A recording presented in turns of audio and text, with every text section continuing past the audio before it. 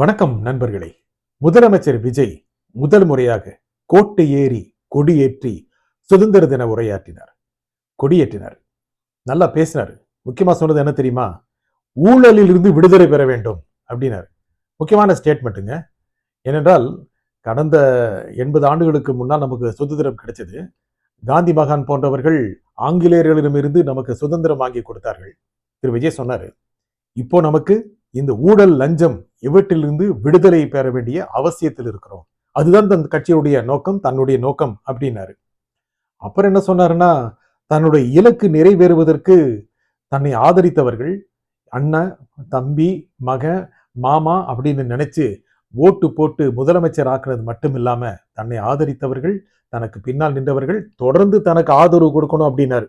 அது ஒரு முக்கியமான ஒரு அரசியல் விஷயங்க. அதை பத்தி பேசுறோம். திரு விஜய் முதலமைச்சராகி முதல் முறையாக கோட்டை கொத்தளத்தில் சுதந்திர தின உரை ஆற்றினாரு, கொடியேற்றினாரு. எப்படி பேச போறாருன்னு எல்லாருமே கவனிச்சுட்டு வந்தாங்க. தன்னுடைய சாதனைகளை சொல்றாரா என்ன அப்படின்னு கவனிச்சாங்க. சாதனைகளை சொன்னார். முக்கியமாக ஊழல் லஞ்சம் போன்றவற்றை ஒழிக்கிறோம் அப்படின்னாரு. அதுக்கப்புறம் செப்டம்பர் மாதம் வரக்கூடிய அண்ணா பிறந்தநாள், பெரியார் பிறந்தநாள், இதுல என்னென்ன திட்டங்கள் செயல்படுத்தப்பட போக இருக்கு, என்னென்ன திட்டங்கள் இன்னும் கூட விரிவாக்கம் செய்யப்பட போகிருக்கு அப்படின்னு சொன்னார். முக்கியமாக காலை உணவு திட்டம், அப்புறம் பிறந்த குழந்தைகளுக்கு மோதிரம் கொடுக்கிற திட்டம், இதெல்லாமே. இதுல என்ன விஷயம் அப்படின்னா, திரு விஜய் அவர்கள் அரசு மேடைகளை அரசியல் மேடைகளாக மாற்றிக்கொள்வதில்லை. என்ன விஷயம்னா, கட்சி சார்பான மேடைகள்லாம் கிடைக்கும் போது பொறிஞ்சு தள்ளிடுறாரு. எதிர்கட்சிகளையும் நல்லா அடிக்கிறாரு, தன்னுடைய சாதனைகளையும் சொல்றாரு, செய்ய வேண்டியது சொல்றாரு, என்னென்ன பிரச்சனைகள் இருக்குன்னு சொல்றாரு. அரசு மேடைகள் அப்படின்னு வரும்போது கொஞ்சம் தயங்குறாரு. நீங்க கவனிச்சிருப்பீங்க. என்ன காரணம் அப்படின்னா, அரசு மேடைகளில் அரசியல் பேசுவது நாகரிகம் அல்ல அப்படின்னு நல்லா தெரிஞ்சிருக்கு. தயங்குறாரு. எந்த முதலமைச்சரும் அரசியல் தலைவரும் இப்படிலாம் இருக்க மாட்டாங்க. முழுக்க முழுக்க அதை தனக்கு சாதகமாக பயன்படுத்தி கொண்டு மக்களிடம் கொண்டு போய் சேர்க்க முடியுமா அப்படின்னு நினைப்பாங்க. ஆனா திரு விஜய் அப்படி இல்லை, அப்படி இருக்கிறது இல்லை. இந்த ஊழல் இல்லாத ஒரு அரசு வேண்டும், விடுதலை பெறணும், ஊழலில் இருந்து விடுதலை, லஞ்சத்திலிருந்து விடுதலை அப்படின்னு சொன்ன உடனே நிறைய பேர் ரொம்பவே அதிர்ந்து போயிட்டாங்க. முக்கியமா திமுக, அண்ணா திமுக, இது சாத்தியமா, என்னங்க இப்படி பேசுறாங்க அப்படின்னு கேட்குறாங்க. ஏன்னா இதெல்லாம் ஊறி கடந்து வந்தவர்கள் தானே அவர்கள் எல்லாம். ஏன்னா இந்த ஆட்சி ஊழலை ஒழிப்பதற்கு கடுமையான முயற்சிகளை மேற்கொண்டிருக்கிறது. முழுக்க முழுக்க ஒழிச்சிடல. திரு விஜய் அவர்களுக்கு நல்லா தெரியும், இந்த அமைப்பு ரஜினி சார் சொல்ற மாதிரி சிஸ்டம் ரொம்ப தான் கெட்டு கிடக்கு. அதை ரொம்ப ஈஸியாலாம் மாத்திர முடியாது. கொஞ்சம் கொஞ்சமா மாத்துறதுக்கு ரொம்ப கஷ்டப்படுறாரு.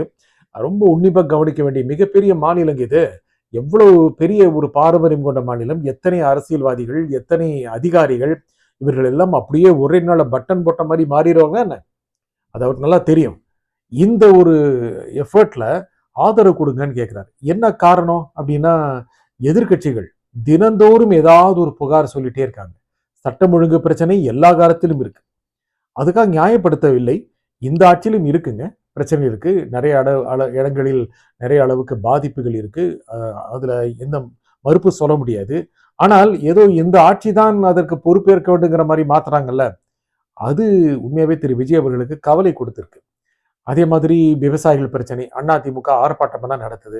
விவசாயிகள் பிரச்சனையை தீர்ப்பதற்கு இந்த அரசு தொடர்ந்து முயற்சிகளை மேற்கொண்டு வருகிறது அப்படின்னு விஜய் சொல்றாரு. பயிர்க்கடன் தள்ளுபடி பத்தி சொல்றாரு.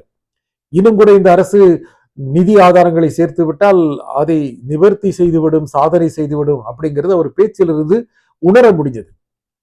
ஆனா பொதுமக்கள் கிட்ட கொண்டு போய் இதை சேர்க்கிறாங்கல்ல, அந்த சமயத்துல பொதுமக்கள் தனக்கு ஆதரவு கொடுத்தவர்கள், தாவேக்காவுக்கு ஆதரவு அளித்தவர்கள், தன்னுடைய இலக்குக்காக ஆதரவு அளித்தவர்கள் தன் பக்கம் நிற்கணும் அப்படின்னு திரு விஜய் சொல்றாரு. அந்த சந்தேகம் அவருக்கு வந்திருக்க வேண்டிய அவசியம் இல்லை. ஏனென்றால் மக்கள் அவர் பக்கம் இருக்கிறார்கள். மக்கள் புத்திசாலிகள். மக்கள் ஜென்சி மட்டுமல்ல, ஜென்சிக்கு நன்றி சொன்னாரு தன்னுடைய பேச்சுல. நிறைய பேருக்கு நன்றி சொன்னாரு. பொதுப்பணித்துறைக்கு நன்றி சொன்னாரு. அதுக்கப்புறம் பல அரசியல் தலைவருக்கு நன்றி சொன்னாரு. எல்லாரும் நன்றி சொன்னாரு. ஜென்சிக்கும் நன்றி சொல்லிட்டாரு. ஜென்சிங்கிறது பலமுறை நம்ம சொன்ன மாதிரி ஏதோ 18 23 வயசு உள்ளவங்க, 25 வயசு உள்ளவங்க மட்டுமல்ல, 60 70 வயசு உள்ளவங்க கூட ஜென்சி தான். அவர்களும் அவர் பின்னால் இருக்கிறார்கள். ஆனால் அவர்களுக்கு நன்றாக தெரியும் அரசியல் நிலவரம் பற்றி. இந்த தலைமுறை இருக்குல்லவா, தலைமுறைங்கிறது இளைஞர்கள் மட்டுமில்லை, இன்னைக்கு வாழ்ந்து கொண்டிருக்கவர்கள், இன்னைக்கு ஓட்டு போட தகுதியானவர்கள், அவர்கள் 18 வயதிலிருந்து 90 100 வயசு இருக்கிறவங்க கூட ரொம்ப உன்னிப்பா அரசை கவனிச்சிட்டு இருக்காங்க, அரசியலை கவனிச்சிட்டு இருக்காங்க. யார் என்ன வேலை செய்யறாங்க, யார் என்ன பேசுறாங்க, யாரு பொய் சொல்றாங்க, யாரு பேச்சுல உண்மை இல்லை அப்படிங்கறத ரொம்ப கேர்ஃபுல்லா பார்த்துட்டு இருக்காங்க. அது திரு விஜய் அவர்களுக்கு தெரியும். இருந்தாலும் ஆதரவு கொடுங்க அப்படின்னு கேட்கிறாரு. இதுக்கு நடுவில் இன்னொரு புது செய்தி என்ன அப்படின்னா, நீங்க இன்னும் கூட நம்ம பேசலாம். அது என்ன புது செய்தி அப்படின்னா, சட்டப்பேரவையில விசிகாவுடைய எம்எல்ஏ ஜோதிமணி கேட்டார்ல, நாங்கள் எல்லாம் மிகவும் பிற்பட்ட ஒரு பொருளாதார நிலைமையிலிருந்து வர்றோம், பெரிய தொகுதி, அங்கே எங்களுக்கு கார் வசதி இல்லை, உதவியாளரும் தேவையா இருக்கு, இது கொஞ்சம் செஞ்சு கொடுத்தா நல்லா இருக்கும். இப்ப வர்ற செய்தி என்னன்னா, முதல் முறை எம்எல்ஏக்களுக்கு கார் வசதியும் உதவியாளர் வசதியும் செய்து தர திரு விஜய் அவர்கள் முடிவு செய்து விட்டார் என்று தெரிகிறது. தகவலுங்க இன்னும் அதிகாரப்பூர்வமா வரல, நம்ம பதிவுக்கு போற வரைக்கும். அதனால முதல் முறை எம்எல்ஏக்கள் அப்படின்னா நிறைய இருக்கிறது எதுல தாவேக்கால தான். எல்லாரும் நியூ கமர்ஸ், நிறைய அமைச்சர்கள் உட்பட எல்லாம் நியூ கமர்ஸ், முதல் முறை எம்எல்ஏக்கள், சிறப்பாக செயல்பட வேண்டும் என்று ஆவலில் வந்தவர்கள், திரு விஜய் அவர்களுக்கு பின்னால் நின்று ஒரு மாறுபட்ட சமூகத்தை உருவாக்க வேண்டும் என்ற எண்ணத்தில் லட்சியத்தில் வந்தவர்கள். திரு விஜய் அவர்களுக்கு மக்கள் ஆதரவு கொடுத்தார்கள் என்றால் அவர் ஒரு சிறந்த மிக மிக பிரபலமான ஒரு மூத்த நடிகர் என்பதற்காக மட்டுமல்ல, ஆக்டருங்கிறதுக்காக சப்போர்ட் பண்ணலைங்க, ஒரு மாற்று சக்திக்கான ஒரு முகமாக திரு விஜய் அவர்களை பார்த்தார்கள். அமைப்பில் இருக்கின்ற குறைகள், சமூகத்தில் இருக்கின்ற பிரச்சனைகள், ஏற்றத்தாழ்வுகள், இது எல்லாமே மாறணும்னு நினைச்சாங்க. திமுக அண்ணா திமுக ரெண்டு சாய்ஸ் பண்ணிட்டு இருக்கும்போது ஒரு வழி இல்லை. திமுக வேண்டாம் அண்ணா திமுக வேண்டாம் திமுக இப்படின்னு ஓட்டு போட்டு இருந்தாங்க. ஒரு மாற்று முகம் வந்தபோது, அவர் செய்வார் என்ற உண்மை அவரிடமிருந்து வெளிப்பட்ட போது மக்கள் அவருக்கு பின்னால் நின்றார்கள். அவர்கள் தொடர்ந்து அவருக்கு பின்னால் இருக்கணும் அப்படின்னு அவர் கேட்கிறாரு. இது ஒரு முக்கியமான ஒரு கிரிட்டிக்கல் ஃபேஸுங்க. ஆட்சிக்கு வந்து ஒரு 100 நாள் தான் ஆச்சுங்க. ஆனா அதற்குள்ளாக மக்கள் மனம் எப்படி இருக்கும் அப்படின்னு பல்ஸ் பார்க்க நினைக்கிறார். அவர்கள் அவர் பின்னால் இருக்க வேண்டும் என்று விரும்புகிறார். அது ஒரு முக்கியமான செய்திங்க. அவருடைய சுதந்திர தின உரையில ஒரு முக்கியமான செய்தி. அவர் இன்னும் கூட திறம்பட வகையில் தன்னைக்கு சாதகமான ஒரு அரசியல் தளமாக மாற்றி கொண்டு இருக்கலாம். அப்படி இல்லாம அவர் முக்கியமா சொன்னது இந்த 2 செய்திங்க. என்னன்னா, ஊழல் லஞ்சத்திலிருந்து விடுதலை பெறணும். அது அவ்வளவு சீக்கிரம் முடியாது. ஏன்னா திமுக அண்ணா திமுக காரங்க ரொம்ப மிகப்பெரிய பாரம்பரியத்தை உருவாக்கி வைத்திருக்கிறார்கள்.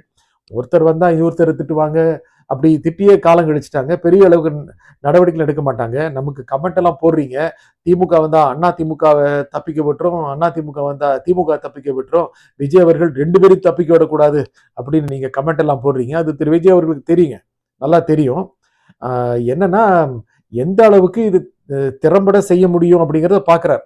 திமுக அண்ணா திமுக இருந்து ஆட்கள் வந்தாலும் அவர்கள் தன்னுடைய கொள்கைக்கேற்ப தூய்மையானவர்களாக இருப்பார்களா என்பதை பார்த்து கொண்டிருக்கிறார்கள். எத்தனையோ பேர் சனிக்கிழமை வந்து சேர்றாங்க இல்லையா, எல்லாரும் பர்ஃபெக்டா இருக்கணும் அப்படிங்கறது செக் பண்றாருங்க. பேச்சுக்கு நடுவில் இங்கிலீஷ்ல பேசினார்ல, ஏன்னா இன்டர்நேஷனல் லெவலுக்கு அது போகணும். திரு விஜய் அவர்கள் பேசினால் நாடு முழுக்க ஒலிக்கிறதுங்க. ஏதோ அவர் புகழ் ஒரு நடிகர்கள் மட்டும் இல்ல, ஏதோ வித்தியாசமா பேசுறாரு இந்த அரசியல்வாதி அப்படின்னு நாடு முழுக்க அவர் குரல் ஒலிக்குது. சரி, ஆங்கிலத்தை போய் சேரட்டும் அப்படின்னு ஆங்கிலத்திலையும் பேசிட்டாரு. அப்புறம் எல்லோருடைய ஒரு சேவகர் முதலமைச்சர் அப்படிங்கிறது எத்தனை பேர் சேர்ந்து அமர வைத்த ஒரு சமூகத்திற்கு நல்லது செய்ய வேண்டும், சீர்படுத்த வேண்டும் என்பதற்கான சேவகர் அப்படிங்கிற ஒரு ஹைலைட் கொடுத்தாரு. இதெல்லாம் செம்ம ட்ரெண்டிங்கா இருக்குங்க. நன்றி, வணக்கம்.